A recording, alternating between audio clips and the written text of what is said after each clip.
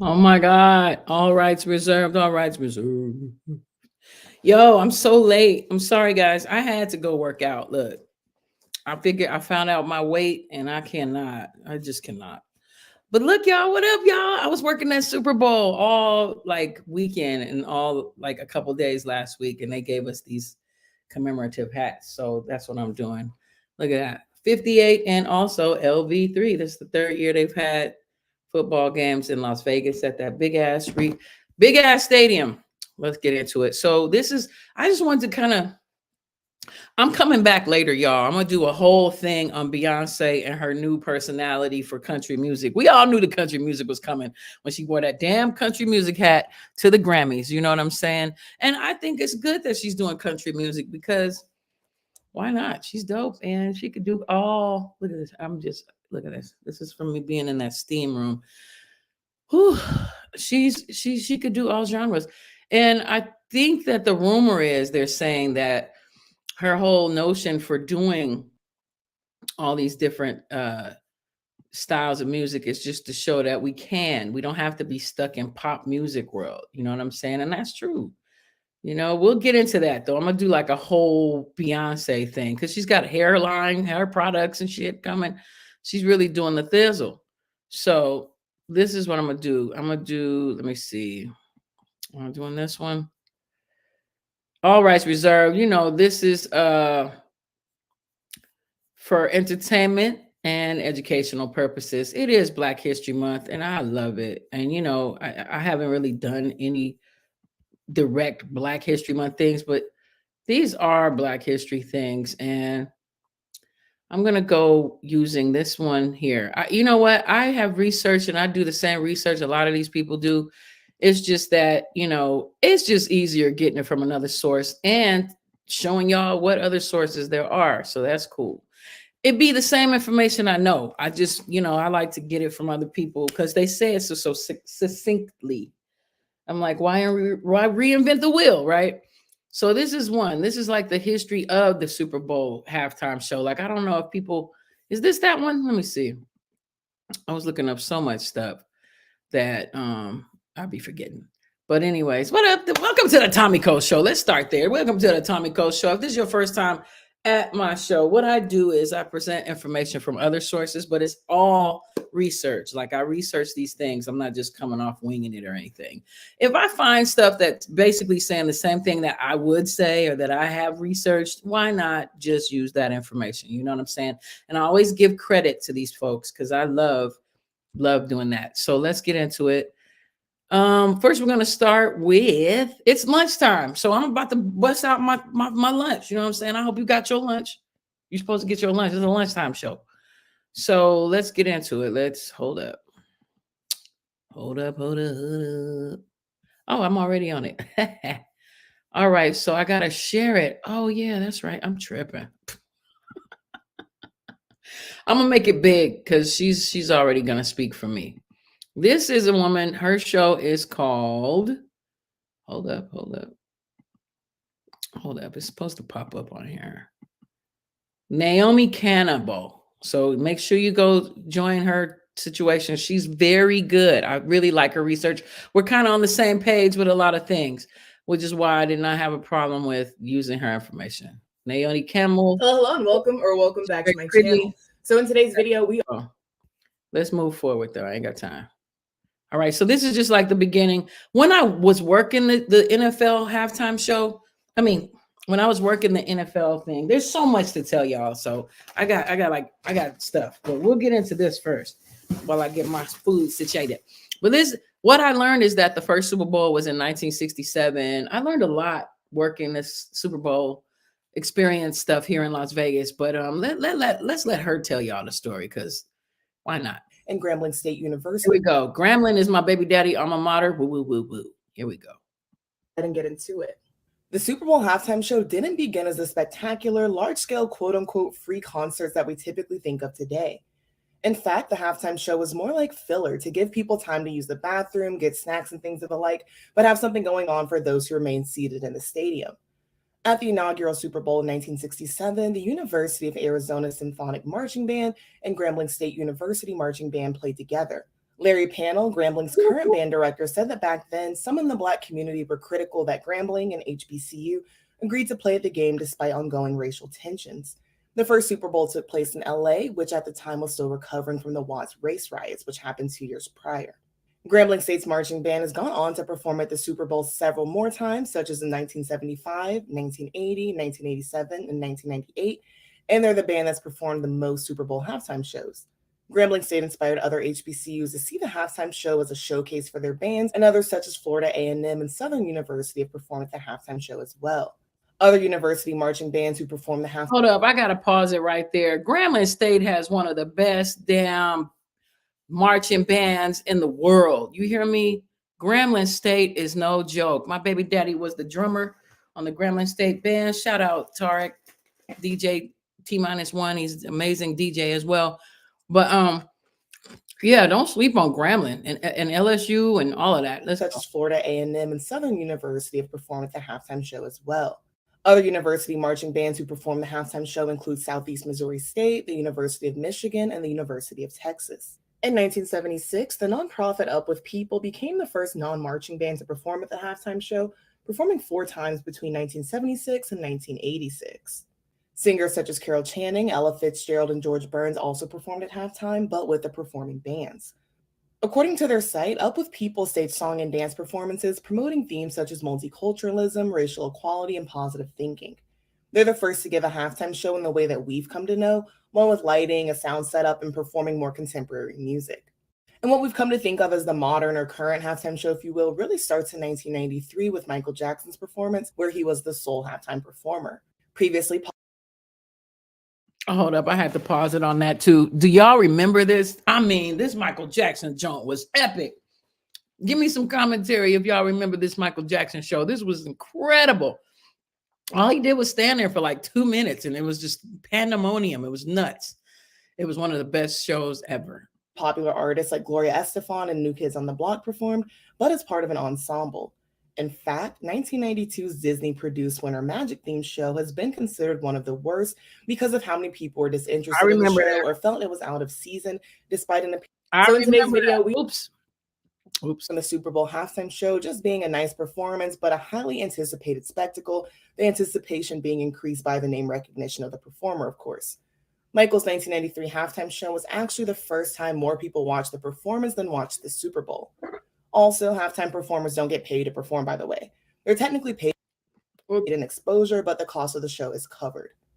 Eventually, due to the increase of pop or contemporary acts forming, which by the 2000s was the norm at the halftime show, there were more envelope-pushing and controversial performances than in the decades past.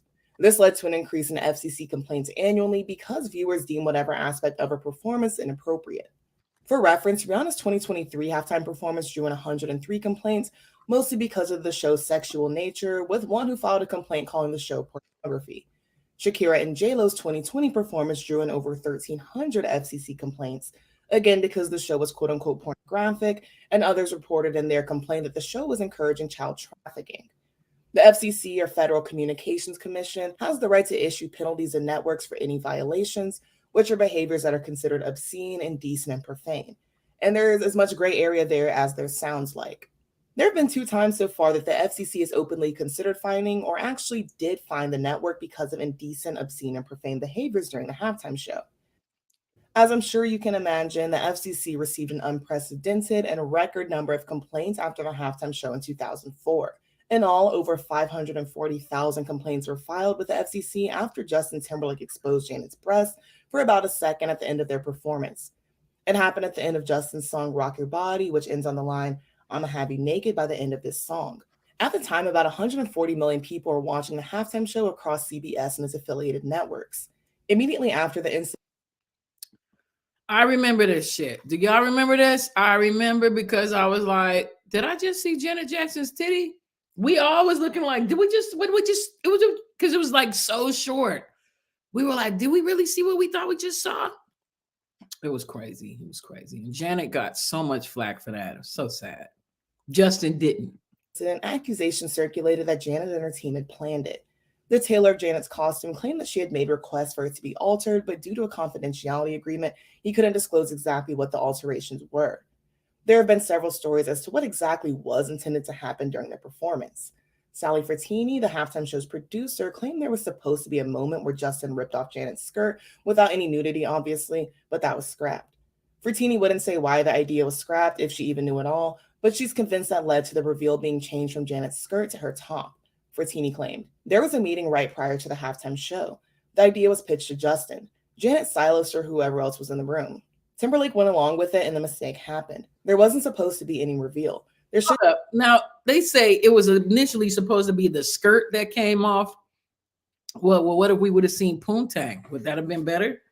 Can y'all imagine the nigga say, "Add done, man, let's get in that song and snatch her shit," and you see all peach fuzz or whatever? That would have been stupid. They probably would have arrested Janet for that shit.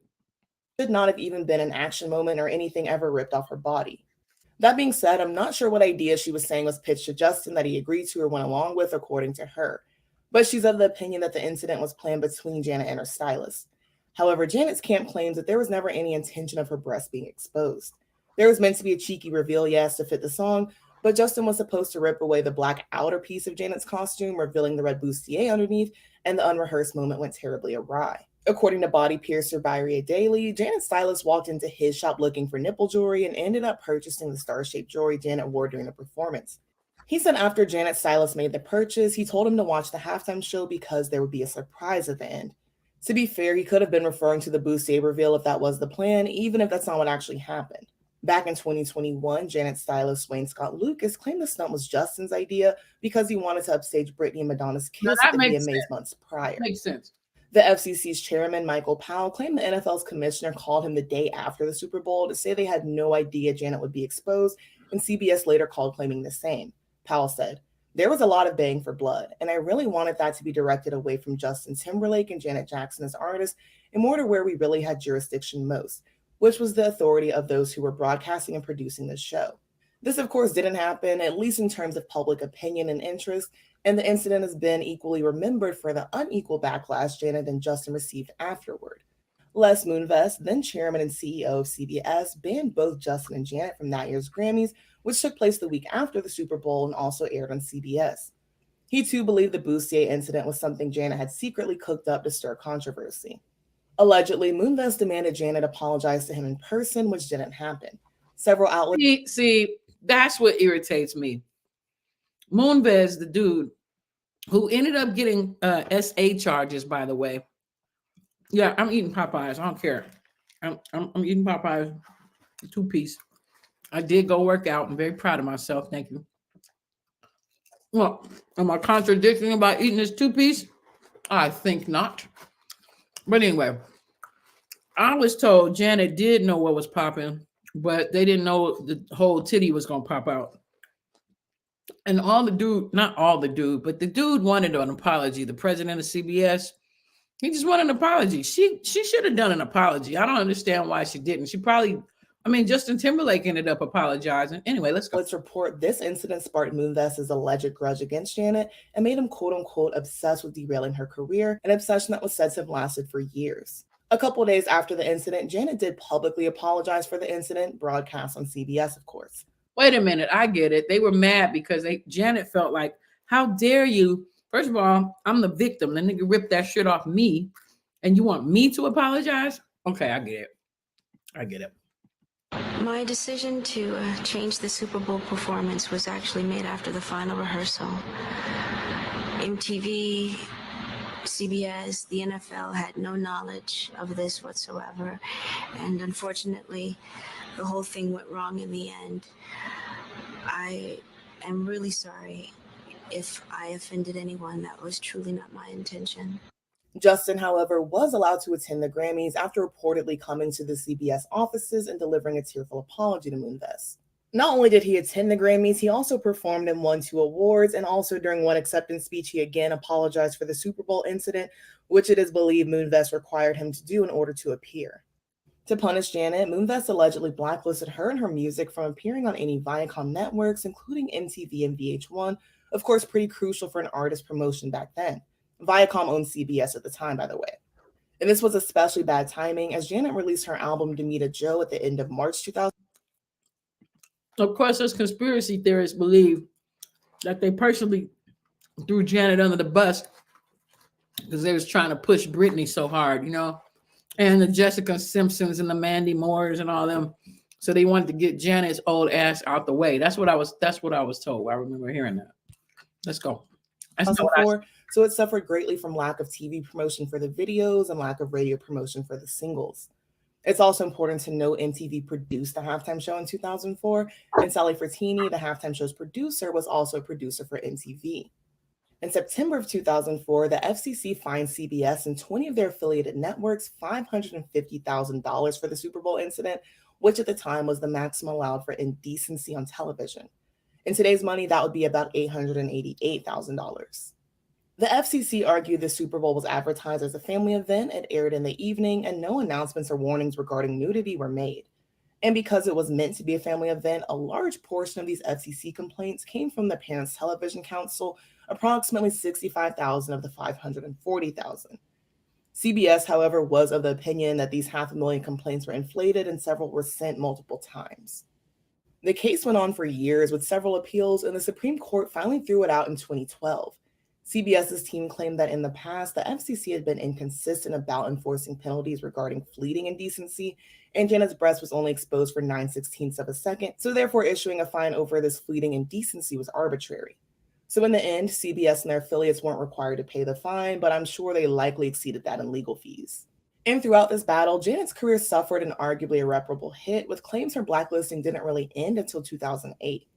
Justin's career continued to flourish, with him releasing smash albums like Future Sex Love Sounds and the 2020 Experience, and he even performed at the Super Bowl again in 2018. It's been rumored that Janet's been banned from ever performing at the halftime show again, but the NFL has denied this. And according to Janet, Justin did ask her to join him in his 2018 performance, but she declined. It wasn't until 2021 that Justin apologized directly to Janet, considered too little too late for many, considering he hadn't really attempted to defend her publicly prior, or at the very least show any solidarity with her. Additionally, there were doubts as to how genuine the apology was, as it seemingly was brought on by the backlash Justin received after the New York Times released the Framing Britney Spears documentary. Coincidentally, the New York Times later released a documentary on the halftime show incident called Malfunction: The Undressing of Janet Jackson.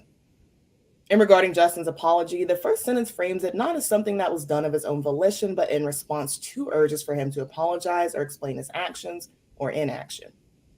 And years earlier, in a 2006 MTV interview, when asked about the incident, Justin kind of pretended he didn't really know what the interviewer was asking him about before saying people needed to lighten up about it. He spoke vaguely about the situation, claiming there were things he could have done better or differently, yet didn't agree that he left Janet out to dry.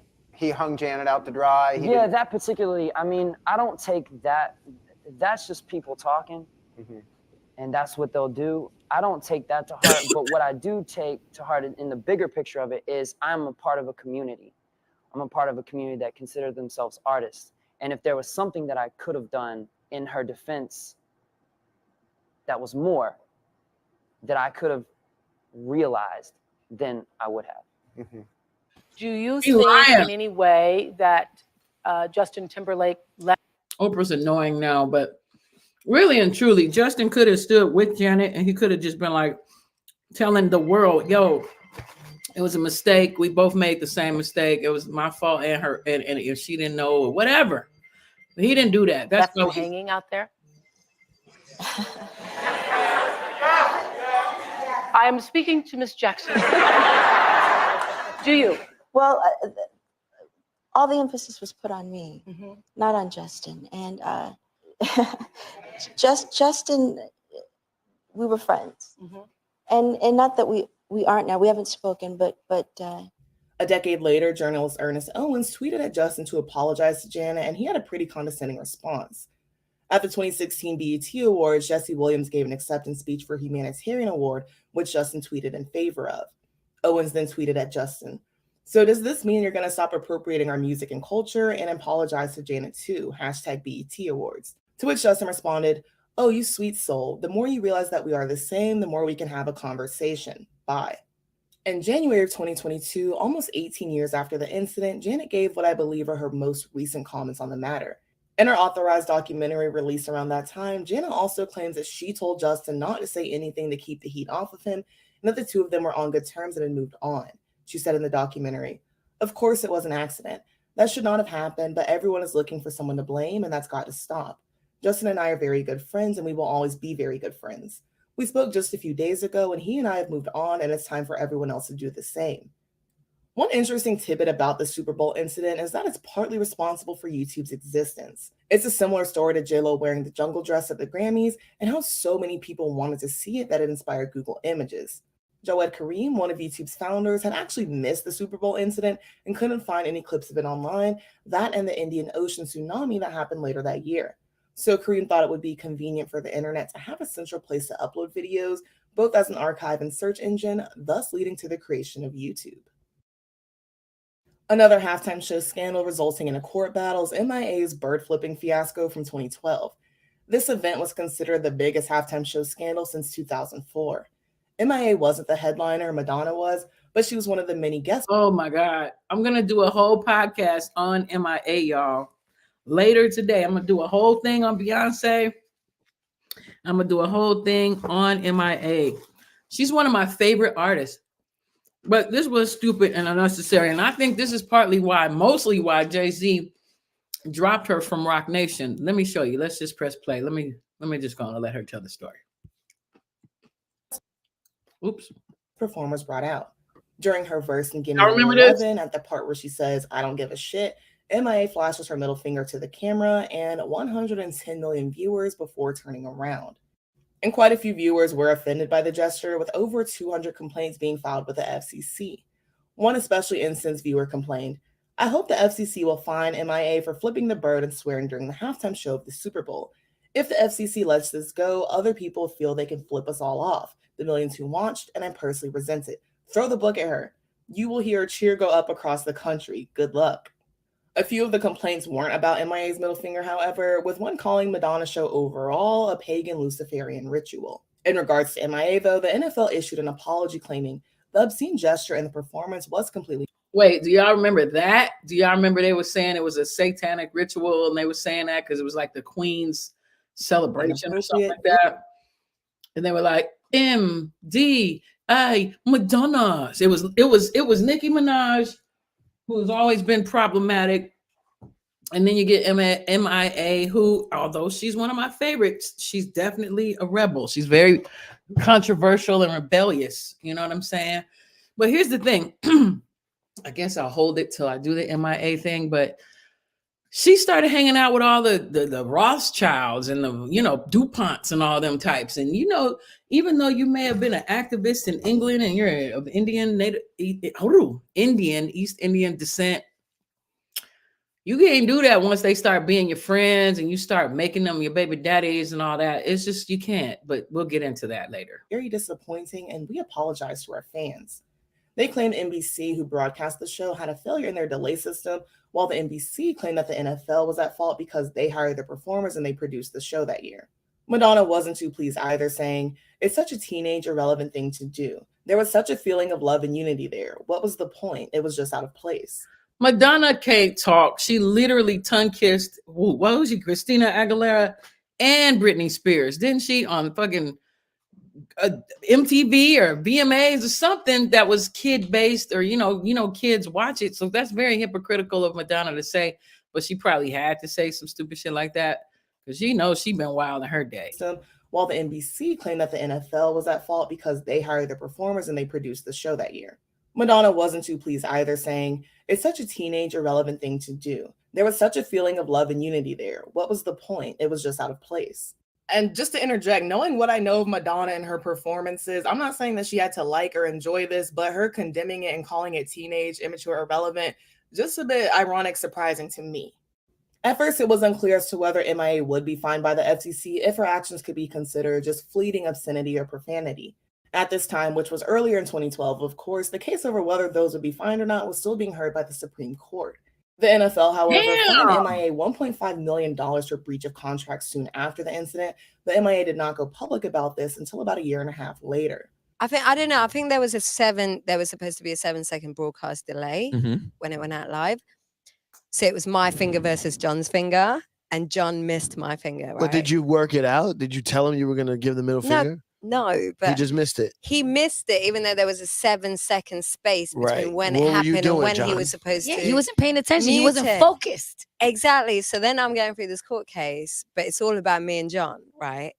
Months after she came forward, the NFL tacked on $15.1 million more in damages, meaning they were suing her for a total $16.6 million. In the contract she signed to perform, M.I.A. agreed not to do anything that would hurt the NFL's reputation of wholesomeness and goodwill. M.I.A., however, claimed that she was essentially being scapegoated by the NFL, considering the routine some of the dancers and the cheerleaders performed were suggestive as well. She was of the belief that the NFL was trying to make an example out of her because she hadn't backed down from them when they first sued. First of all, the NFL was right about that one. She should not have stuck her little nasty little finger up during the show. But 16 million? Woo! You know, M.I.A. ain't got no damn The lawyer, $16 million. It was definitely trying to make a statement with that one. Because you shouldn't be cussing, and if you, whatever the contract was, that's what you got to do. You know what I'm saying? I got nerve saying that. But, you know, that's true, especially when there's a lot of publicity and shit on the line. You cannot be sticking your middle finger up, doing your little. She was being herself, but you can't just be yourself. And Madonna invited you and Nicki Minaj to be a part of that show, and then you're gonna go on and just stick your little middle punk ass finger out there. But 16 million is absurd. What do y'all think out there? Give me some commentary. What up to make try? What up?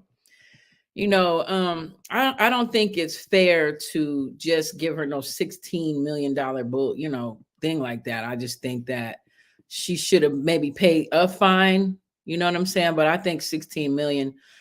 Please click the like, y'all. That's the entry fee. There's no fee to come in here, but if there's any, just click like, y'all. That really does help the algorithms. I thank you so much for doing that. Click the like button. And if you'd like to donate, I'm not mad at it. I mean, I love it because I need it. But let's get back to the show because this is M.I.A. We're gonna do a whole thing on M.I.A. later, much later today. Howard King said about this legal battle, the NFL's claimed reputation for wholesomeness is hilarious in light of the weekly felonies committed by its stars, the bounties placed by coaches on opposing players, the homophobic and racist comments uttered by its players, the complete disregard for the health of players, and the premature deaths that have resulted from the same, and the rating of public entities ready to sacrifice public funds to attract teams. Later in an interview, M.I.A. claimed she did not flick off the camera to be rude, but instead it was more so a yoga gesture. You're such a liar. A yoga, she said it was a yoga finger. She said, I was doing yoga. You know, I'm Indian and we, yoga. I mean, stretching my fingers out. That's what she said, y'all. But you know what? $16 million will make you say any kind of thing. I can't be tripping off her. Again, we're going to get into that a little later because M.I.A. is a whole character. I've been down with M.I.A. since like 2009 or 10 or something like that. And she's always been off the chain. You know what I'm saying? But we'll get into that. I'm not sure if she was being serious since she said, I don't give a shit when she did it, but she probably just didn't want to admit that it meant anything negative or could be construed as anything negative while she was being sued for it. By the summer of 2014, M.I.A. and her team had settled their legal battle with the NFL, but details about the settlement were undisclosed. Years later, though, in 2018, M.I.A. spoke about a settlement she'd been offered and encouraged to sign. The settlement would relinquish 100% of M.I.A.'s earnings for the rest of her life if she ever earned more than $2 million. And at this time, she had been signed with Roc Nation for management.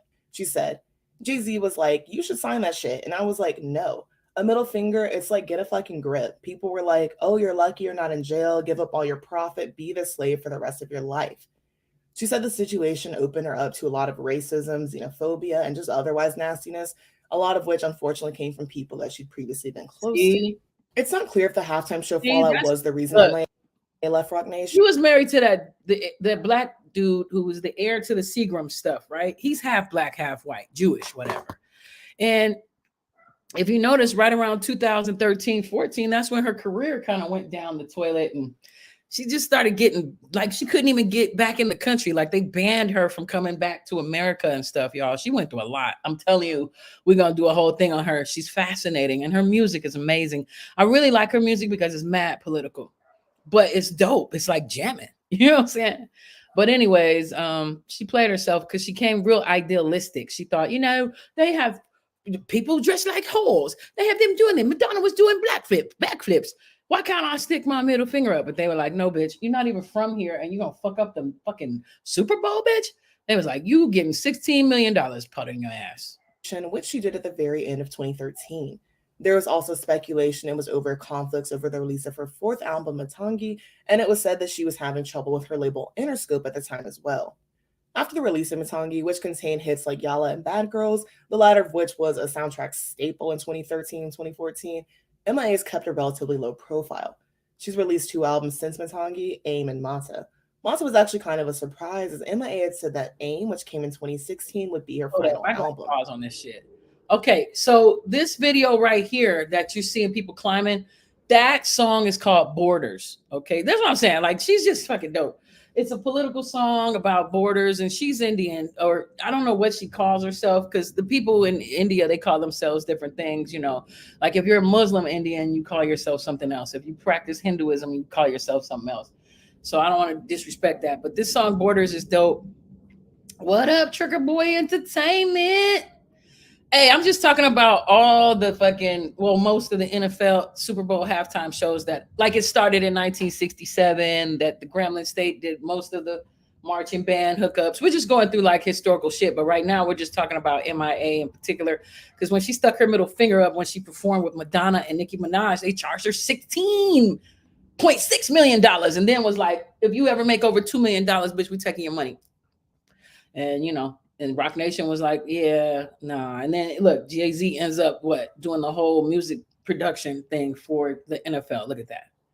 In 2020, she achieved her first #1 on the Hot 100 with her feature on Travis Scott's Franchise. I always assumed that Paper Planes had gone #1, but it peaked at #4 if you're curious. And from what I could find, past what she said about Rock Nation in 2018, M.I.A. really has not spoken about the halftime incident since.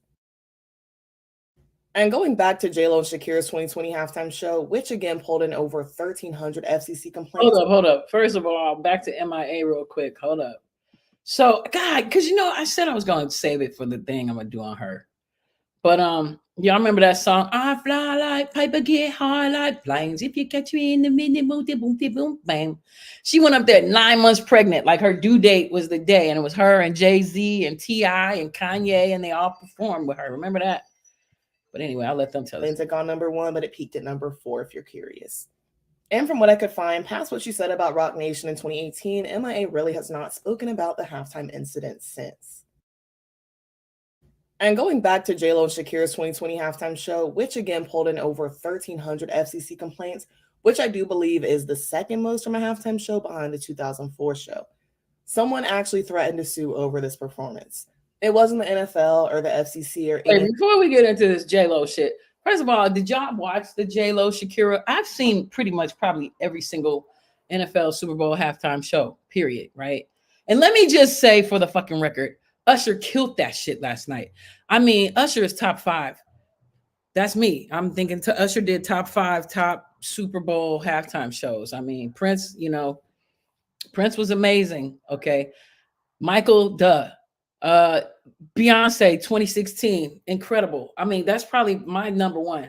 Okay, ladies, now let's get information. I mean, that was incredible. But Usher last night, I must have watched that probably 8 times last night and 3 times today. I mean, because he did like probably 19 songs in 13 minutes, y'all. And he roller skated.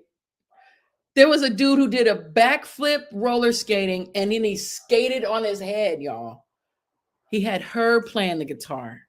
Her. I love her. She's so dope. Goddamn Alicia Keys. Moving on. No, I'm kidding. She was scrapey, but that's not new. You know, Alicia Keys is sometimes when you have a baby, it messes up your voice. I don't know if you guys know that. And ever since Alicia Keys had a kid, she ain't sound right. You remember when she sang Prince's shit? Prince was like this in the audience, like, you know what I'm saying? He was trying not to shade her because he loves her. But remember when she was like singing his songs and he was like, what the fuck? But anyway, Tamitra, she lost custody of her son that she had with that Seagram's dude. You know, he black. We gonna get into that, Tamitra. Go and watch me later tonight, girl. I'm gonna do a whole thing. Oh, let me go on and let y'all know. Beyonce, as we already figured, she's gonna be doing country music, right? Or she's already got 2 songs out today. Okay. And she has a character. Remember how she had Sasha Fierce? Remember Sasha Fierce. So now for country music, she's going to be Joanne. Yeah, Joanne. But we'll get into that. I promise you, we're going to do a whole Beyonce thing tonight. We're going to do a whole Beyonce thing. I want to also talk about Monique. I didn't want to get into that too much because I know everybody and their mama was getting into that Monique thing. But there's no but. A lot of the thing. Okay, so I used to hang out with a lot of comedians. Y'all may not know, but I stand-up comedy is like my dream job. I would love to do stand-up comedy. I used to be really funny back in the day when I was a teenager and stuff. And I haven't really tried, but I think I'm going to start going to like some of these, how they have open mics and stuff and talk about all that. But anyway, what's new to you, Tanitra? What you talking about? What's new to you? What's new to you? Let's get back to this. There's not much more of it. Let me go on and play it. And then we're going to, okay. So yeah, this was boring to me. I remember this one. Like I said, I've seen all of them. I was not impressed with this one. It was boring to me. It was pretty though. And I like Shakira. And I like J-Lo too. I really respect J-Lo. She's making 56 look great. Like all these women who are amazingly gorgeous, they're making being an older woman a beautiful, sexy thing. And we need that because when I think about the ones we had, remember that TV show M.I.A? Remember that? Lady Godiva was a freedom rider. Remember that? That didn't look good. She was 50. Okay. She was 50. The Golden Girls. In hindsight, the bitches was only supposed to be in their 50s. The mama was the only one who was old. But they all had gray hair and they all wore them frumpy ass flower clothes. Okay, let me get back to this. Point is, J-Lo is amazing as an entertainer. And Shakira is amazing with her little hips. I'm going to a belly dancing class this evening, as a matter of fact. I respect them as artists. But a lot of people did think that the positioning of the kids in the fucking baskets they called that trafficking. I don't know why. But they did. They got fucking dissed. They got dissed. But maybe, you know what I was thinking? These chicks are hot to people, right? Them ladies, them fat ass Rotel dip making bitches was hating. That's what it really was. These all the motherfucking husbands and boyfriends coming in from the kitchen with their nachos and shit, seeing some spicy Latinas shaking their motherfucking hips and big asses. Are you kidding me? Okay, sorry. I'm sorry. So I think it was a lot of haterade. That's where I was going with that. I mean, I'm not into. I just respect them. Like that's woman. You know what I mean? That's sexuality. That's what we have. That's our power. You know what I'm saying? If used correctly, it's always about intent. But the show itself, to me, it was kind of boring, to be honest. But that's me. That's my personal opinion. That's only me because, maybe my preference is a little. And going back to J-Lo and Shakira's 2020 halftime show, which again pulled in over 1,300 FCC complaints, which I do believe is the second most from a halftime show behind the 2004 show. Someone actually threatened to sue over this performance. It wasn't the NFL or the FCC or any affiliated networks. The lawsuit was threatened by Ohio Christian activist Dave M.I.A, who threatened to sue over J-Lo and Shakira's risque performance and all the crotch shots he claimed let spirits into his house. M.I.A said, "I've been pondering all day the debauchery of last night's Super Bowl halftime, which, by the way, I didn't even have it come into my house. I turned it off. Just because of past Super Bowls, I knew what it was going to be like and didn't want to let that spirit come into my house. But I viewed some stuff today. I didn't watch the whole thing, but I saw parts of it today. I saw a lot of crotch shots." He also see what I'm saying? Just because his schlong got long, he got all tripped out. He was like, "What is this feeling? What is this feeling I'm feeling? I'm not supposed to feel these things." And that's exactly that same dumbass mentality that a lot of the Europeans and Arabs and all them took when they came to Africa, and they used to see the sisters doing their little hip winds and they twerks, as we call it today, twerking. Was doing that back in the day, you know what I'm saying? They had a very spiritual and symbolic reason, though. Y'all know? Y'all ain't heard my song Video Ho? I talk about this in my motherfucking song Video Ho. You know what I'm saying? I be talking about the purpose of the booty dance. You know what I mean? It was not just to make you horny, baby. Yeah. It was supposed to be, you would be like, "Hey, this what you're coming back to when you come from war," or, and our style of war, so-called, not our, because that's not me per se. The people from back in the day, in the continent, when they would have war, here's what, according to John Henry Clark, this is what he said. let's say, for example, there were like 3 or 4 different so-called, I don't like using the term tribe, but just for the sake of this language, community, right? 4 of them. And they all find the same like stream of water, right? And they were all like, that's for us. No, they're like, no, that's for us. No, that's for us. How would they settle it? They did not use spears and they did not kill. Okay. It was considered offensive to kill. You know, what they would do is have like what we would call dance offs. Isn't that funny? Like they would have like who would be representing the best, like who, you know what I'm saying? And we still kind of do that kind of stuff, don't we? Dance competitions and stuff. But that's literally what they would do. They would have like dance offs and stuff. And then races, okay, and things like we would call like sport activity type things now, right? But no killing. But look, we're gonna get to Ludacris, Demetra. But I think it was his fro. Why couldn't it be? He you know what? Maybe it was a wig. I mean, wigs are amazing now, right? Wigs are freaking amazing now. I don't remember. Can somebody let me see? He just was rapping and trying to debate with Cat Williams like a month ago, right? Let's go check that out. Let's go see. Ludacris. Hold up.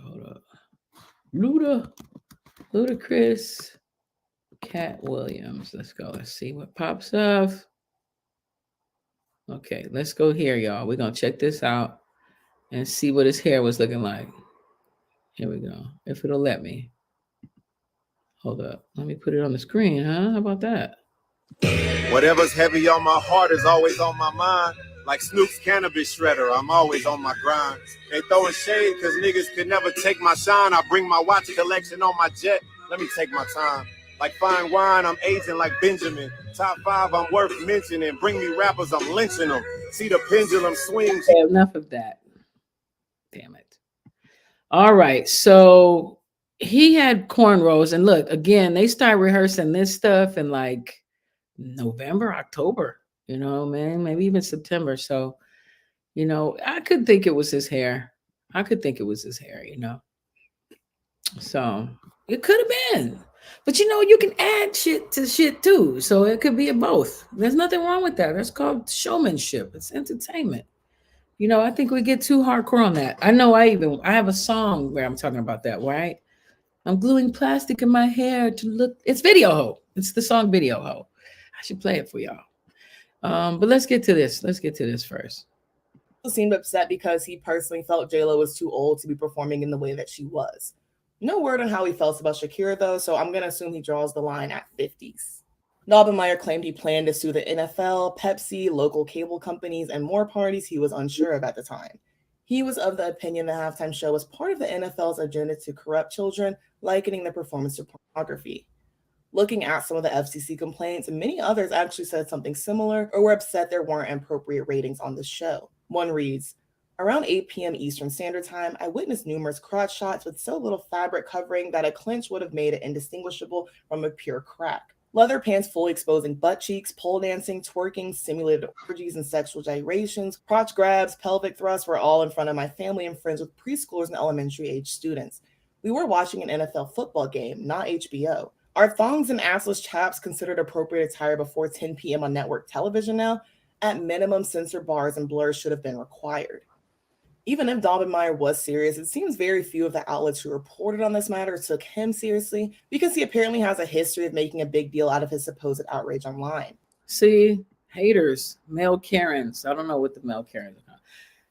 Yeah, but yeah, that's what it was. And then I guess the men felt self-conscious because they were gawking or whatever they were doing.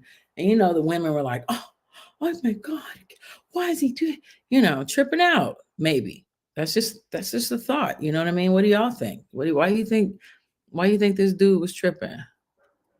Why would he care? Like, you know what though?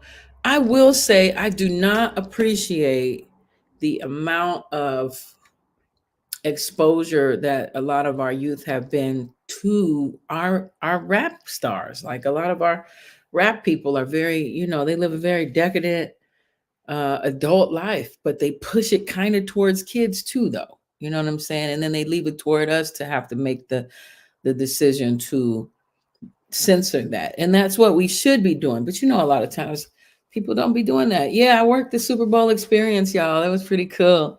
So yeah, at one point I walked around. They had all these different sponsored sections. I'm gonna do a whole thing on that too, because I filmed some stuff and it was so cool. And they had football players in there autographing and all that. But let me see what's in my goodie bag. Let's see. This is called Rally Kit. Contains an essential for speed. What is this? I haven't even opened this stuff yet. Please click like, guys. Don't forget to click like. What is this? Oh, it's ibuprofen and like one of them things you wash your hands with. What is this? Okay, I'll look at this later. One of them, it says kit. So, okay. The Cheetos, they were sponsoring that NFL. Let's see. Pink Dot. I got some donuts. Are available on. You know what? Pink Dots are okay. They're pretty, but they're not that delicious. What is this? Starry. I've never even heard of this. Y'all heard of this? Never heard of that. Ooh, a deck of cards. Get almost anything. That's Uber Eats NFL thing. That's cool. Oh, one of these things you put around your eyes. Oh, that's dope. And I got this at the thing. At the NFL thing, they were auctioning off things for charity. That was dope. Limes. Oh, yeah, they got a recipe for margaritas. And they also have a recipe for guacamole. Uber Eats gets groceries. And then they had a Nickelodeon area, and I went in that. Yeah. I did do my work. It was a very long day, but that was just like on my break, right? So like I was there from like 8 in the morning to like 10:30 at night. Ooh, 3-month membership of Uber One. I don't know what that is. I'll read it later. Yeah, and then I came in this cute little bag, and that was nice. And then these are my credentials.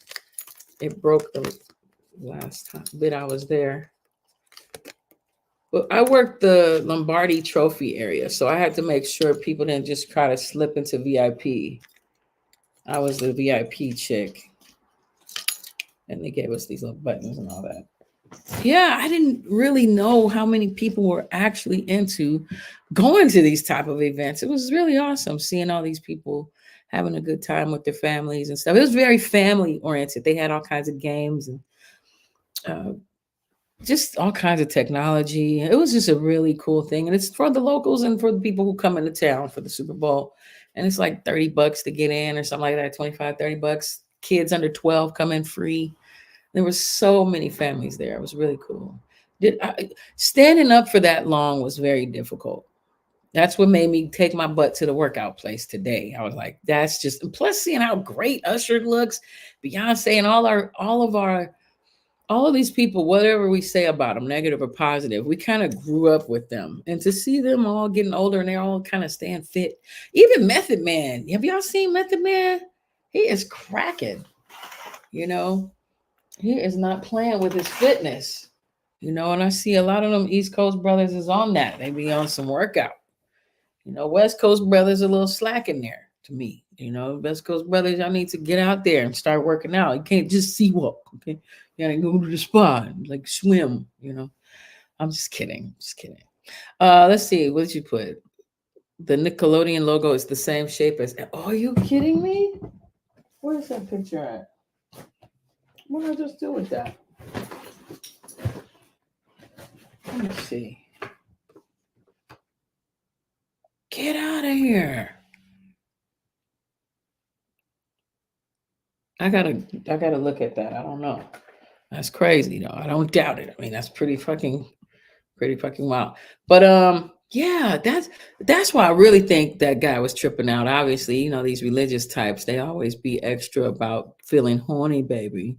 It's like, just feel the feeling, bro. That don't mean you gotta do stuff. You just gotta, have some self-control. You can appreciate looking at beautiful people. That's their whole job. Many were of the opinion he just brought up the halftime show to ride the controversy wave because it was a very hot topic at the time and promote his own podcast in the process. And probably for good reason, considering he claimed he was trying to get a class action lawsuit going with a total settlement of $867 trillion. Obviously, this did not happen. As always, be sure to let me know your thoughts, let me know your feelings on not only the performances, but also the outcomes. Larry Panel, Grambling's current. Isn't she gorgeous? Definitely go check her out. She does great commentary and research. Back to her, Naomi Cannibal. All right, and I got some other stuff to show y'all. Let me see. Well, yeah, we're gonna definitely get into this Beyonce stuff later. Many fans were wondering if Beyonce was going to show up at the Super Bowl of 2024, and she actually did. She was in the stands, well, sweet, with her husband Jay-Z watching the game. Well, you know, people is like, she bleached her skin. She trying to do the dog. Ain't that Usher's in the house. Ain't that Hold up. Dolly Parton, y'all. Remember Dolly kept the blonde hair? See, yeah, we're going to get into this. This is her. That's the picture. Y'all see that? That's her character. She's named it Joanne. And we'll get into that later. Unless y'all get it from somewhere else. But I'm just saying I'm going to be doing it later. Hold up. Did y'all hear the Beyonce song? I don't want her blocking me, so I'm not playing it. Hold up. The Breakfast Club. That was fun. Oh, yeah. Did y'all watch it, by the way? Let me get into that. Did y'all watch the Usher show, man? That's Teachers of Tomorrow. Incredible. Did y'all watch the game? Whoo. It was tied for a minute, right? This is the Impressive channel. I really enjoy her. Definitely support her. She's a more balanced researcher, commentator. Let's check her out. Hello, everybody. Welcome to the Impressive channel. Both Usher and Beyonce were trending at this year's Super Bowl. And I first want to get into Usher's Super Bowl halftime performance because obviously he was one of the big highlights of the night. And I will say this, Usher hasn't lost it. Usher is performing and singing better than ever, y'all. I mean, the man is just goated. He's goated. He's an R&B legend. And I really enjoyed his halftime show. I think the thing that really sold this halftime show for me is Usher's talent. Honestly, Usher didn't need all of the big stage props. He didn't need all of the different distractions. It's his talent that sold the show, his dancing and his singing. And it's the fact that his mic was on for me. Like, as much as he was dancing, he was singing live. He wasn't using no playback, no pre-recorded vocals, no auto-tune, no special effects. That was all his voice. And I was very impressed, but I also wasn't surprised by it because I did get a chance to see Usher live in Vegas. So I know that he performs down. This is nothing new, but I really thought that he brought his A game here and he just came to prove to the world that he is one of the best entertainers of all time. What do y'all think about that? I'm not sure, but he was incredible. I'm not going to front. This brother, did y'all hear it? I'm telling you, I watched it. He did like 18, 19 songs in 20 seconds. 13 minutes, 20 seconds. And yeah, that probably is a weave, y'all. That looks like a wig. I mean, but like his hair too. Ludacris, I'm talking about. So it looks like both. And I don't know if Beyonce is bleaching. I just think they're not spray tanning her. You know what I'm saying? Like they might be using some colors. Oh, and he also brought her worth billions of dollars. So they will invest in something. I mean, it could be good makeup. You know what I'm saying? I don't know if she's bleaching, but if Tiny could change her eyes from brown to blue, I'm pretty sure you could do anything. You know what I'm saying? That's really incredible. And Alicia Keys, I was really surprised at I wasn't surprised. Let me keep it real. Did y'all hear that shit? Yeah, and then when they do the playbacks now, they fixed it. You don't hear the scraping voice. During You Got It Bad, she really did her thing. It was awesome. But unfortunately, I do have to critique Alicia Keys a little bit. And I'm not going to be too hard on Alicia. I know people were coming for her vocals, but it has to be pointed out. I think her vocals were not particularly strong in this performance. She did perform with Usher. She performed If I Ain't Got You and also My Boo. And her voice was a bit strained. I was like, ugh, I don't know, Alicia, this is not sounding too great. But Usher saved it. And Usher was doing a little bit too much when he was dancing and trying to grind on Alicia. She's a married woman, and Usher is about to get married to his girlfriend too. So he's just doing too much. He always on somebody's lady. Oh my goodness. I mean, we grown. Ain't we grown out here? I mean, me personally, I wouldn't trip. Not me. You know what I'm saying? Number one, understand Usher. Usher ain't he ain't probably tripping off this sister like that. And she probably ain't even tripping off Usher. Plus, they used to date each other though. Y'all remember that? Remember they was like teenagers and they were like not teenagers, but like young adults. They dated for a minute.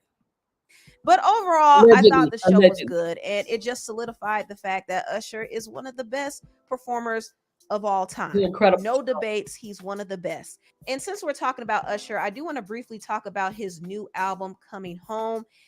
I have to be honest, I was disappointed, and I was disappointed. Oh, I don't agree with her at all. I think his album is cool. She's trying to compare it to Chris Brown or something. Let's go. Because I anticipated Usher to come with a strong album. But to me, the album was giving me Vegas Usher. It wasn't giving me classic R&B Usher. The songs were just kind of mid and generic. And it didn't seem like he had any real musical direction with this project. It seemed like he put it together real quick to capitalize off of his Super Bowl moment. So I wasn't really feeling it. I was a little disappointed because my expectations were high for Usher. However, I will point out some positives in the album. There are a few good songs on there. I do like A-Town Girl featuring Lotto. I mean, it's a cute little TikTok song. And she gonna name like 8 or 9 new other songs. Listen to this. I could see it being a little TikTok bop. Also, I think Kissing Strangers is a nice song for pop radio, you know. I also like I Love You and Please You. Even though the song sounded a bit generic, I still liked it. It sounded good. He also has this song called Stone Cold Freak. It's like I like it, but I don't like it. It's weird. It just sounds like a throwaway Chris Brown song from 8 years ago, if that makes sense. But it's catchy. It is catchy. He also has this pop song with Jungkook called Standing Next to You. And I like the song too. It kind of sounds like a repackaged Michael Jackson song, but I do think it was one of the better songs on the album. And also the song Good Good with Summer Walker and 21 Savage was good as well. But the songs that really stood out to me was Risk It All featuring Her. I really like that one, but the song I love the most is Ruin featuring Fields. Ruin is a smash hit song, and I think it was very smart for Usher to release this as a single because it has that Afrobeat vibe mixed with R&B, and that's really the wave right now. So I thought that was very smart, and the song just sounds amazing. I think it's a smash hit. It's probably going to take some people some months to catch on to it, but it has the potential to be a big song for Usher, and I hope he really pushes this song because it's the best song on the album. Now, I do want to ask the question, did Usher throw shade at Chris Brown on this album? I think he did. Now, in his song, I Am the Party, he said, ends talking about verses with me. I don't know about you guys, but when I used to look in the mirror, all I saw was my age. At first, it was specific areas. No. Please stop. I know you think he's the bae, but he's not. Now, I don't know about you, but this might have been some shade towards Chris Brown because I do remember there were some conversations about Usher and Chris doing a versus battle. Usher seemed open to the idea, but Chris kind of felt like the versus battle was for washed up artists. Would you do something like a versus? Yeah, man, me and Chris will kill the world if we ever did something together like that. I'm not saying it's versus, but right. I'm gonna just say this. If that ever happens, it'll be one of the biggest things that anybody has ever experienced in entertainment. My whole position on the versus thing is like, it's cool, it's dope what it's doing with the culture, but I feel like where I'm at in my quarter or my game, like I'm not down 20 points. You feel me? Like, so I feel like me doing that would be like, okay, you know, I'm about to hang it up. So that's a real, you know, you basically saying you smoking everybody. I'm smoking, you know what I'm saying? So Chris Brown said he would smoke Usher, basically, and at this point, I don't think Usher cares about doing a versus or even a. I think Chris is just saying, I'm still contemporary. I'm still popping. I'm not like an old fogey like Usher. I mean, Usher's like mid-40s now, you know what I'm saying? And Chris is like in his mid-30s. He ain't that far damn behind. But he's still popping. He's doing like Afrobeat and he's doing all kinds of like contemporary music. So I guess he figures, why should I do a versus? But that's not how we would look at the versus, Chris. We would look at the verses like, oh my God, we're seeing both of these amazing entertainers perform around the same time. That's all we thinking, Chris Brown. Jeez.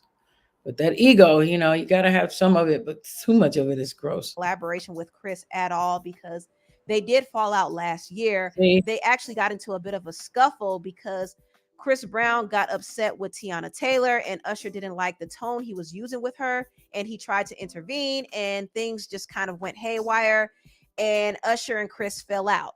And it was really crazy because Usher threw Chris Brown a birthday party to celebrate him and everything, but Chris Brown was acting crazy. So Usher was like, man, forget you. And this kind of makes sense why Usher is now shading Chris. He's now changing his tune and saying he can't even do a versus with him. And it was stupid and really unnecessary. Chris confronted Tiana Taylor because he hadn't seen her in a minute and she had flaked on him, you know, doing the performance, which is a big deal. Come on, man. It's a give and a get. Like, ain't that energy ain't flowing around for no reason. I ain't agreeing with Chris's approach. I'm just saying it wasn't just like he just crazy approached Tiana Taylor for no reason or whatever. But he was getting like that party scene ain't the scene to be starting mess. He's so ghetto. You know what I'm saying? Chris was mad at Tiana because he felt like she didn't have his back with this Michael Jackson performance thing when they ended up not having him perform. And then Tiana could have stood up for him, but she didn't. So he felt betrayed because they were good friends for years. And Usher's kind of like, yo, I'm giving this party for you, man. This is your fucking party. And you up in here acting like a little fucking ghetto ass nigga. That ain't the, like, Usher is mad refined. You know, we all mad at Puffy or whatever. And it's not even whatever. We're all mad at Puffy, period. Right? I will say that Puffy is, if he would have just done what we already thought he was doing, which was good, like, not classy. Can we say classy? You know, he used to have Total and all 112, and you know, everybody was dressy nice. You know what I mean? He had people styling and stuff. You know what I mean? J-Lo, Cassie. He had everybody look publicly appealing. Kim Porter. You know, he had people, and Usher. You know, he helped develop Usher. You know what I mean? I mean, I don't know that other stuff, but what I see is that Usher has class. And Chris Brown, to me, is a contemporary artist that tends not to go by that old school book. You know what I mean? Yeah. So, I mean, and Chris is brilliant. Chris is up there to me. Like, he's top 5 performers alive to me right now. You know what I'm saying? If y'all watch Chris Brown's reels, this brother is incredible. He's incredible. He's up there with Usher. They're each other's contemporaries. I would say what? Volume 10, Micah 9, AC alone. Tommy Cole. But I hate that the ego always fucks shit off, though. I have to agree. And this is not to take away from Chris. I do think he is a talented artist. He makes good music, and he has been holding the game down for a long time. But Usher is still a legend. He's a veteran at this, and he has proven tonight at the Super Bowl that he has no competition. Okay. So let's just leave it at that. Now, moving on, I want to talk about Beyonce, because Beyonce. Oh my God, what is that? Oh, here we go. These stupid. Oh my God, what is that? Thing missing in my house. Kind of stole the show as well. And a lot of people feel like she stole Usher's moment because she did a surprise Super Bowl commercial with Verizon. And she also announced that she is dropping a country album, and she's dropping it on March 29th. And this is supposed to be her. Now, let me go back a little bit. Now, again, we're going to go in later. Remember that? Okay. You see this, right? So some people are trying to be mad about her expressing herself like that. And I just feel like after you turn 40, you really just don't give a care. You don't. You just really don't. You want to be sexy. You want to show you don't have babies in you. You know what I'm saying? I don't feel like you really become a full woman till you're like 40. You know what I'm saying? For real. full body. That's what I'm talking about. Like, and mentally too. At that point, you should have experienced the things. You should be wiser. You should be, moving in a direction that's more you centered than other people centered, like the children, etc. Like, so I'm not tripping off this as much. Although I think that her fan base, I don't think she has a kid fan base anymore anyway. I think that we're all adults now, and that she thinks maybe with this country, she gonna put some sexy to the country. I mean, K. Michelle might be mad. K. Michelle might be a little mad, you know what I'm saying? But that's good competition for K. Michelle. I love K. Michelle. I think she's amazing. I don't know if y'all ever listened to K. Michelle's country music, but she's totally incredible too. But see, she gonna have to get up and start dancing. Okay, Michelle. But yeah, Beyonce's from Houston. She has the right, and she has that little accent that'll go perfectly with, country music. She's born for it. She's built for it. You know what I'm saying? She got the body for it. Look at that. Stupid. Just nuts. I'm not mad at the music, the country music. Now, I'm definitely tired of us showing our lingerie out here. That's like, I'm not pleased with that. You know what I'm saying? Really. But that's where people are with it right now. This is better. There's a better little representation right here. And see, she's basically the same color. She ain't no different color. Go look at her old videos. Back in the early days, before they started putting all that paint on her, they put that little caramel paint on her for a minute. But if you go back to, what's that song when she's pregnant? Was she pregnant? When she does that song, "Grown by the boots and the boots go riding." Everybody, ladies, if you love your man, show you how you ride it. Remember that? And she was doing the Boys to Men backwards, 10, 9. Yeah, she about the same color, y'all. Yeah, go back to the old videos, like when she first was popping with the first two albums. She's the same color. It's just for a while they was making her caramel. And Kim Kardashian and half of Hollywood. They was just wearing spray tan. She just ain't wearing the spray tan. That's really it, y'all. Same girl.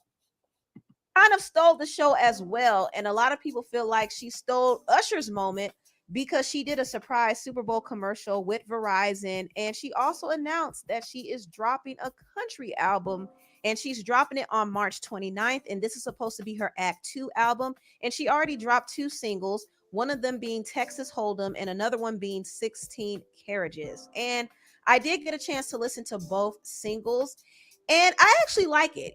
I do think country music fits Beyonce's voice very, very well. Texas Hold'em is very much a Beyonce style record, but she also came with the authentic country vibes. And also 16 Carriages sounds nice as well. I actually played it a few times, and there's something about the song that is kind of sad to me. I don't know. It just sounds like a song that has a feeling of finality to it. And, Beyonce is just reflecting on her long career, and she's thinking about how much she had to work and how she. Hold up. See how pale that was? See, that's a blend issue. That's like a makeup thing. That don't necessarily mean bleaching. She's a very young lady. She's a yellow yellow sister. So I think they just use makeup that contrasts the yellow in her skin more so than the red. Whereas before they was more so probably using. She had to work. The makeup girls will know what I'm talking about. You could blend your colors to make yourself more red, or make yourself more yellow. So that's what she's doing. She's playing with the yellow. Please click like, y'all. Click like. It helps. It really does help the algorithms. I really appreciate y'all hanging out with me for lunch. And I hope you're enjoying yourselves and learning something. And if you really do it, I totally would appreciate any type of donation. Cash apps are awesome. I love them. You know why? Because I'm still looking for a job. But I did do the Super Bowl experience for Wednesday, Thursday, Saturday. It was really cool. And then my daughter worked all those days, and she worked the Super Bowl thing too. So that was dope. I'll give thanks, and I appreciate that. All right, back to this. And how she had to sacrifice for her legacy. And she talked about watching these 16 Carriages driving away. And I'm wondering, what exactly was she envisioning? Was she envisioning like a homegoing service? Like, what is it? I listened to that song. It's called 16 Carriages, right here on all platforms. And it was just like telling a story from another perspective, not necessarily Beyonce's perspective. Of course, we know everything comes from the subconscious and definitely would express herself in some way. But yeah, I just thought it was a storytelling, 16 carriages, like as if you're on a trail, on the Southern Country Trail. You got to dig deep, You got to dig deep to really understand where she's coming from with her lyrics with that. I haven't heard the other song yet, but I'm going to do that research before we do the podcast tonight on it. I'm going to do a whole podcast. I ain't playing the song because I know Beyonce will get my shit cut off real quick. I probably played 20 seconds of a Beyonce song one time accidentally from Instagram, and they cut my whole 3-hour podcast. I was like, God damn. So no, I ain't playing her stuff, but we'll show pictures, images, conversation, etc. about it. Yeah. I don't know, but the song just sounds sad to me. It's beautiful, but sad. But aside from that, I do think it's really cool that Beyonce is actually doing a country music album, and seeing her pivot in a country direction is kind of smart because country music. Paying your bills on time raises your credit score. These commercials get on my damn nerves. A resurgence on the mainstream pop charts. It's always been a big genre, but I've noticed that it's become more mainstream again, especially with the major success of Luke Combs' cover of Tracy Chapman's hit song Fast Car. Remember that song? I remember when we was driving in our car. Be someone. Remember that song? You know what? I'm gonna be honest. Tracy Chapman came out when I was in high school, and I was like, oh my God, Tracy Chapman. And then when I read her biography and they said she was like from Ohio, I was like, Ohio?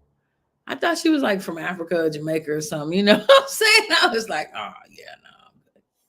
She's dope. So Beyonce is following the trend, and I think she realizes how profitable country music is. And it's possible that a country music album can help her finally get the coveted Grammy Award that she wants. See, she's covered in these outfits. She's covered. I think she's just playing kind of that Dolly Parton pussycat thing. Remember how sexy and beautiful Dolly Parton was when she was in the 70s and 60s and shit? In the 80s too. Remember she had 9 to 5? I watched all of Dolly Parton's movies. She had 9 to 5. She had Blessed Little Whorehouse in Texas, which was dope. And what was another one? She had 9 to 5, Blessed Little Whorehouse in Texas. And I can't remember. But yeah, they were entertaining, beautiful, good ass movies. So that might be what she's playing with too. And that is the Album of the Year award. Now, the issue is Taylor Swift is also dropping a new album this year. So the competition is going to be a bit tough because the Grammys do tend to favor Taylor. So I don't know, but we'll see how Beyonce's country album sounds and how it does. I'm actually very, very excited to hear it. And I'm starting to understand the concept of Beyonce's Renaissance Trilogy project. Okay, so for those who don't know, Renaissance Project, Beyonce's Renaissance Trilogy project is she has a 3-album situation going on. So the first album was the house album. You don't break my soul, right? So she did a house album. Now this is going to be a country album. This is part 2, act 2. And then they say the third album, she's going to do like a rock and roll album. So she's doing like a 3-album situation. And some people say she's doing it to like let Black people know that, yeah, like we could do all of that. We ain't got to just do pop. We created all of that. So that's what she's trying to represent or representing. She's representing like those are our foundations that came all from us. So I want to represent that for us. And that's what I was told she was doing. Because you remember she went over to Africa and she did all that Afrobeat and the Nigerian music. And now they're still just getting to that in America, right? They're just like for like the last couple of years, they've been really playing, Make Me Swear. Hey, I'm Alicia Keys and Make Me Swear, Make Me Water. That girl, she's popping off. And so they have a lot of people from like South Africa and all that kind of music. Well, that was because Beyonce started that trend over here in current times. And she did a movie called We Are King and all that. We Are King, probably about 4 years ago or something like that. And she started that trend with the Afrobeat music because she did a whole Afrobeat album. Did y'all know that? She did that whole, probably one of my favorite, We Ain't Go Go Away. That's Beyonce. She killed that. But she did the whole fashion. She put all Nigerian artists on in all aspects, fashion, music, etc. And so she went over there, and then she came over to us, and now she's doing country music, house music, and a rock and roll album. And it's interesting because I came across this tweet that pretty much summed it up. It said the way Beyonce is reclaiming genres started by Black people, with her making Act 1 house music, Act 2 country music, and Act 3, which we could assume will be rock and roll music. She is showing everyone that Black artists are the blueprint when it comes to these genres of music. I thought that was a very interesting post, and it makes a lot of sense. It really does. Running low, from break room supplies to cleaning products. Staples offers. Now, I want to get into some of the comments about Beyonce releasing music on the night of the Super Bowl. A lot of people are excited for Beyonce's new music, but there are some people who felt like Beyonce stole Usher's moment. Here were some of the comments that I saw in the Shade Room. Why is she trying to distract from Usher's halftime show? Girl, not now. Can Usher have his moment? Dang. B told Usher, watch this. She always do stuff like this on other people's night of celebration. That drop can wait till tomorrow. Hashtag check her records. Beyonce, can you just let Usher have his moment? This was very ballroom. Beyonce stormed Usher's moment. She's getting on my nerves and I love her. Can Usher have his night? Nobody want to hear this stuff. Usher couldn't even have a full 24 hours. The F. Now she knows she could wait until tomorrow and let Usher have his day. Shake my head. Dang, can Usher have something? Disrespectful to Usher. So as you can see, some people were calling Beyonce out for releasing songs the same night of Usher's Super Bowl. I can understand why people would think it is a little funny for Beyonce to just randomly drop today. I mean, she could have waited until Friday for an official release, but I think this moment was too good for Beyonce to pass up. Super Bowl night is when everybody is tuned in. So Beyonce dropped her Super Bowl commercial for Verizon and she announced her album and dropped her 2 singles. I mean, that was the perfect way for her to capitalize off of all the traction. So I can't blame her. I mean, she's doing what any businesswoman would do. But did she take Usher's moment, y'all? She probably did. Who knows? But both her and Usher were trending. You know, I'm so sick of people hating on Virgos. It's not Virgos' fault they shine and are amazing and are the dopest of all the 12. You know what I'm saying? They're her fault. You know what I'm saying? It's fucking dope. You know what I'm saying? But she puts in a lot of work though, just like Usher. I think that's divisive, and I believe that it didn't take anything away from Usher. I think Usher just did his own magic, and Beyonce put her commercials on because why not? Shit, why not? That's good business. Her husband's the one doing the whole production. Why not? I would totally be having my husband put my commercials on. Absolutely. Why not? I mean, everybody's so mad because she shines, man. That's not her fault. She shines. You think she should have waited till the next day? Or do you think she took advantage of the moment like she was supposed to? What do y'all think, y'all? Tell me something out there. Tell me what y'all think. I think it's a win for them both. Yeah. Anyway, tell us y'all. Yeah. I think it was fine. I think people need to knock it off. You know, I think there's more than one space. I mean, Usher was amazing. He's top 5 ever in the history of the Super Bowl halftime show, my opinion. Y'all tell me what y'all think, though, because I don't know. Did y'all watch it? Make sure you click like, please. Make sure you click like. But,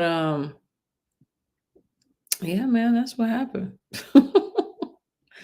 So I think that's it for now. I got to go get these kids and I got to prep for later. But I'm going to do another one later tonight. Here's one more last thing. I'm going to put this on the screen and we'll chit chat about that real quick. Make sure you click like. This is like a thing on every Super Bowl halftime show, ranked from worst to best. Okay. And let me just go here. Let's check it out. Who was the worst? Let's see. They say there is no gig in music like the Super Bowl halftime show. You have 15 minutes to justify your legend. You have 150 million people watching, most of whom are distracted by the nachos platter. But how much beer is left in the fridge, or how much of the rent they bet on the game. Chances are it's the biggest. This is from Rolling Stone, by the way. Let's see. Here is a subjective, personal, hold up, irresponsible and indefensible breakdown of the winners and losers updated all the way through the 2022s. Dr. Dre led hip hop throwdown. Okay, let's just go through it. Let's see. So they're saying their worst they thought was the Black Eyed Peas. They made it number 36. I remember it. I don't remember it that much, but I remember. And then they put as number 35 everything from 1967 to 1989. That's funny. Oh, number 34, New Kids on the Block. I kind of remember that. I don't remember it too much, but kind of. I remember this one. Phil Collins, Christina Aguilera, Enrique Iglesias, Toni Braxton, and Tina Turner. 32, Gloria Estefan and Olympic figure skaters. I remember that. Oh my God. Patti LaBelle, Tony Bennett, Teddy Pendergrass, and Miami Sound Machine, y'all. Oh my God. Oh shoot. Let's see. Pete Fountain, Irma Thomas Tucker. I don't even think I watched it that year. 1990. I don't know. The Blues Brothers. Do y'all remember this one? I don't remember the Blues Brothers. Maroon 5. I vaguely remember that. That was 2019. People kind of boycotting. The Who in 2010. I don't remember that. But I didn't watch the Super Bowl in 2010. Tanya Tucker, Clint Black, Travis Tritt, and the Judds, and Stevie Wonder. I don't remember that one. Of course, I saw this one. Janet. It was Kid Rock and Jessica Simpson and Nelly too. Boys to Men, 1998. That's dope. That's crazy. That's right around when they were signing me too. Yeah, I had a deal with Boys to Men back in the day. Justin Timberlake, he came back in 2018 and he had the nerve to ask Janet to join him again. I don't know about that one. I don't know about that one, child.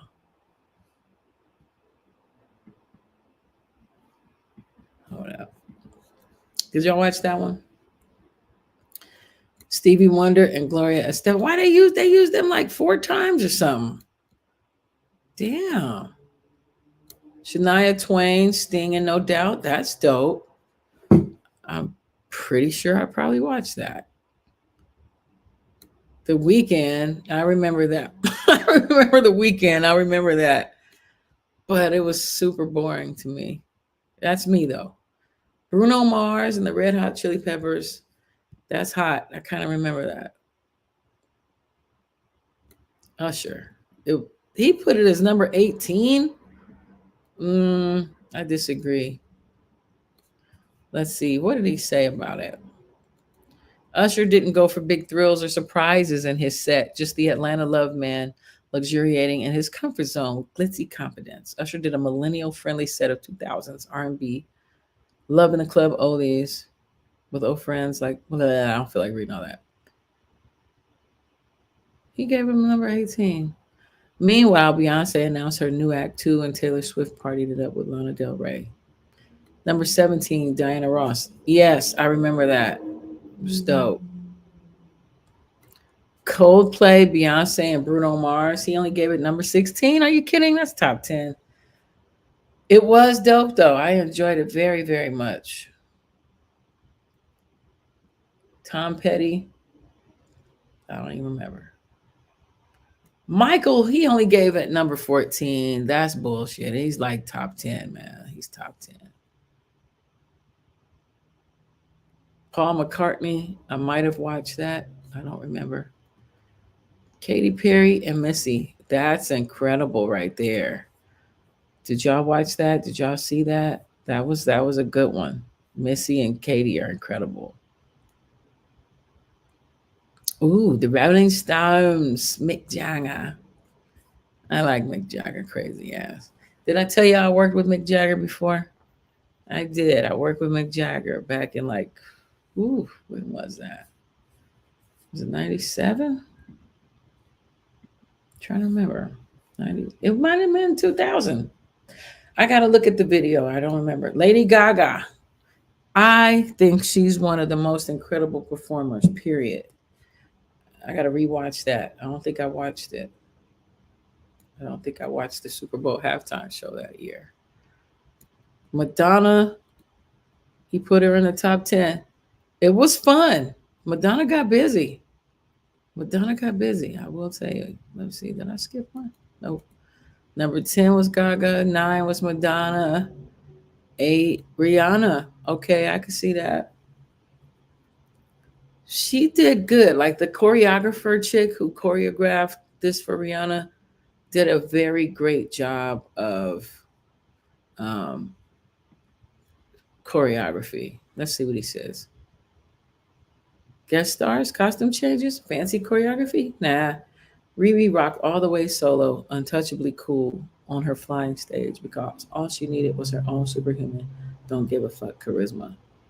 She sneered through one banger after another, visibly pregnant, but letting it all hang out with a squad of white hooded dancers.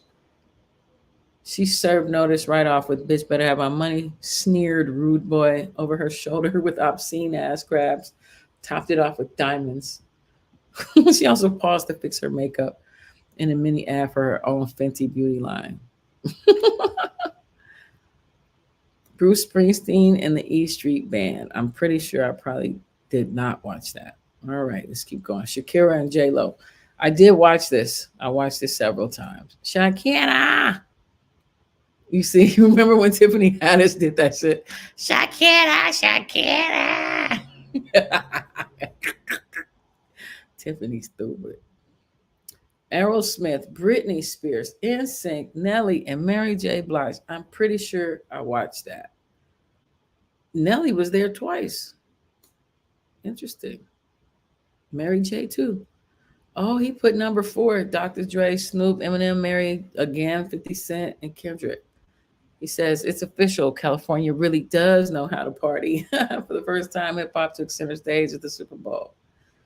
Dr. Dre rose to the occasion, ruling over an old school. He should have been there, done that. That's one of my favorite of Dr. Dre. Mary J. And did Kendrick. Yeah, that was a good show. I've seen it more than once. They gave this a higher thing than Beyonce 2016? Are you crazy? With Destiny's Child? I don't know about that. It was just okay. No shade. It was cool. I'm gonna watch it again. Let me see. See what he's talking about. Oh, come on. My laptop. Let's see. U2 in 2002. Okay, Rolling Stone. Let's see, number 1, Prince. Okay. All right. Okay. I could see that too. And it started raining while he was performing Purple Rain. Anybody remember that shit? That nigga was doing Purple Rain and it started freaking raining. That was nuts. He had the whole metaphysic alchemy thing popping. Anyways, I'm gonna have to go and hopefully check out with y'all later. Click like, please. I really love it. I really appreciate all of that. And I hope you have a great afternoon / evening. And if you don't mind, I would really appreciate a donation. You know, I'd be going to these other people's joints and they'd be like, "Hey, give me money now. Shut the fuck up and give me money." They'd be like that. I'd be like, damn. And people be like, okay. You know, I'd be like tripping off that. And I'd be mad polite and I don't get a nickel. So I am being polite though, because it's not required. You know what I mean? I really appreciate the likes more than anything. But if you felt entertained, it's always good to give reciprocally. Okay, enough of that. All right, y'all. Y'all have a good day. And check me out later. Okay? Peace.